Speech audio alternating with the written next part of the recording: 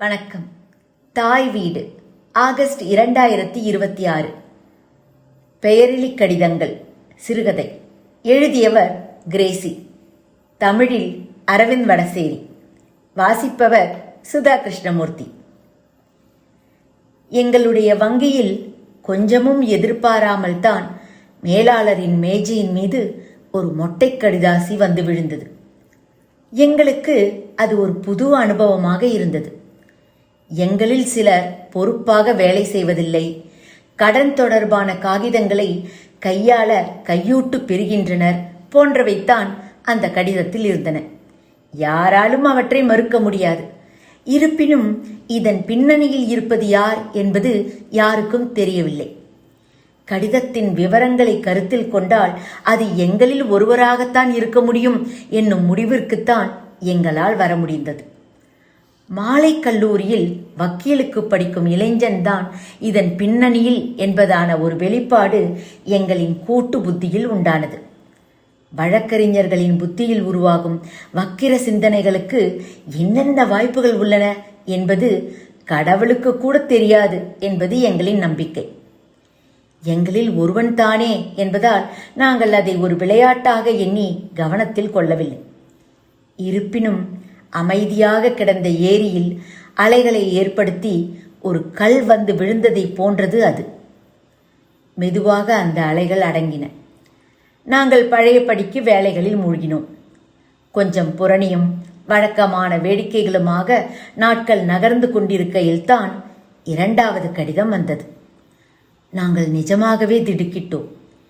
இது எங்கே போய் முடியப் போகிறது என்பது எவ்வளவு யோசித்தும் பிடிபடவில்லை. எங்களில் ஒருவனின் கள ஒழுக்கம் குறித்து தான் இந்த முறை குறிப்பிடப்பட்டிருந்தது. அவனது தர்மபத்தினியும் இங்கேயே பணியில் இருந்ததால் அந்த கடிதத்தின் பொருள் குறித்து வெளிப்படையாக விவாதிக்க யாரும் முனையவில்லை. வீணாக ஒரு குடும்பத்தை குலைப்பானேன் எனத்தான் அனைவரும் வெளியே பாவனை கொண்டிருந்தனர். இருப்பினும் அடுத்தவருக்கு நிகழும் அவமானத்தை எண்ணி மகிழ்வது மனிதர்களின் அடிப்படை பண்பு அல்லவா? நாங்கள் ரகசியமாக புன்னகைக்கவும் பொருள் பொதிந்த சிரிப்புடன் ஒருவரை ஒருவர் பார்த்து தலையாட்டவும் செய்தோம். எங்களுக்கு மத்தியில் வக்கீலுக்கு படிப்பவன் வீர நாயகனாக திகழ்ந்தான். நிகழ்வுகளை மோப்பம் பிடிக்க பெண்களுக்கு விலங்குகளை போன்ற அசாத்திய திறன் இருக்கிறது என்பது அந்த காலத்தில் தான் உறுதியானது. ஏனெனில் ஒரு இடைவேளையின் போது தர்மபத்தினியின் எதிர்வினை எங்களை திகைக்க வைத்தது. காற்றில் கண்ணுக்கு தெரியாத புள்ளி ஒன்றன் மீது சுட்டு விரலை பொருத்தி பாவம் செய்யாதவர்கள் கல்லெறியட்டும் என அவள் தீர்ப்பு சொன்னாள். அந்த சுட்டு விரல் மெதுவாக எங்கள் ஒவ்வொருவரையும் நோக்கி திரும்பிய போது ஏதோ ஒரு வகையில் பாவங்கள் செய்தவர்களாக இருந்த நாங்கள் ஒவ்வொருவரும் தலை கவிழ்ந்தோம். சில குறைபாடுகள் உண்டு எனினும் அவருக்கு பல நற்குணங்கள் உண்டு எனவும் திருமதி எங்களுக்கு அறிவுறுத்தினார்.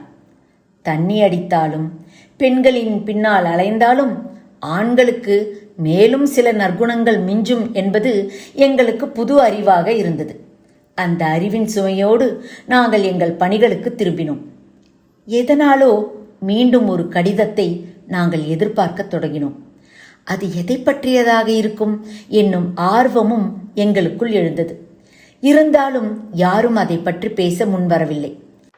அதனால் மூன்றாவது கடிதம் எங்களை பெரிதாக வியப்படைய செய்யவில்லை. எங்களுடன் பணிபுரிபவர்களிலேயே மிகவும் அழகான பெண் தன்னுடைய அவலட்சணமான கணவனை மனதால் வஞ்சித்து இன்னொருவனுடன் கனவுகளில் கூடுகிறாள் என்னும் கதைதான் அந்த கடிதத்தில் இருந்தது. அவ்வளவு அவலட்சணமான மனிதனை மணமுடிக்க நேரும் ஒரு பெண் ஒரு சிறு ஆறுதலுக்காக அப்படியானதொரு முறையை தேர்ந்தெடுத்திருந்தாலும் கூட குற்றம் காண முடியாதுதான். வெண்ணையை தோற்கச் செய்யும் உடல் கொண்ட அவளை ஏராளமானோர் விரும்பியிருந்தனர். அவள் மனம் முடித்த மனிதனை கண்டதும் பெண்களுக்கு ஒரு கொடூரமான மனநிறைவுதான் தோன்றியது. ஆண்களுக்கு பொறாமையாலும் ஏமாற்றத்தாலும் பைத்தியம் பிடித்தது.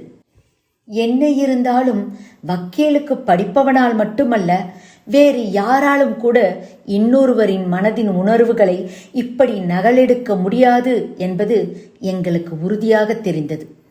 அத்துடன் இந்த மொட்டை கடிதங்களை விளையாட்டாக கருத முடியாது என்பதும் எங்களுக்கு தீர்மானமாக தெரிந்தது. பிறகு பல நாட்களுக்கு கடிதங்கள் ஏதும் வரவில்லை. இதன் பின்னணியில் யாராக இருந்தாலும் அவருக்கு இந்த விளையாட்டு சலித்து போயிருக்க வேண்டும் என நாங்கள் நினைத்தோம். மேகமூட்டம் கொண்டிருந்த எங்கள் மனங்கள் தெளியத் தொடங்கின. அப்போதுதான் இடி விழுந்தது போல அடுத்த கடிதம் வந்தது. எங்களில் ஒருவர் லாக்கரில் இருந்து நகைகளை கொள்ளையடிக்க திட்டம் போடுவதான எச்சரிக்கைதான் அது. திட்டத்தின் விரிவான விளக்கங்கள் முழுவதும் கடிதத்தில் இருந்தன. அத்துடன் குற்றம் சாட்டப்பட்ட நபர் இடிந்து போனார். கிடைத்த விபரம் உண்மையா பொய்யா என தீர்மானிக்க முடியாது வெறுமை நிரம்பிய விழிகள் கொண்டு அவரை வெறித்து பார்த்தோம். அவர் நீண்ட விடுப்பெடுத்து அன்றைக்கே சொந்த ஊருக்கு கிளம்பி சென்றார்.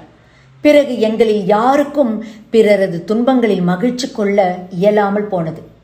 எவ்வளவு ரகசியமானதும் இருண்டதுமான எண்ணங்கள் கூட யாருக்கோ வெட்ட வெளிச்சமாக தெரிவதை அறிந்து நாங்கள் அமைதி இழந்தோம். எந்த நேரம் மிச்சம் இருக்கும் எங்களுக்கும் குலுக்கல் சீட்டு விடுமோ என்பது மட்டுமே எங்களது எண்ணமாக இருந்தது.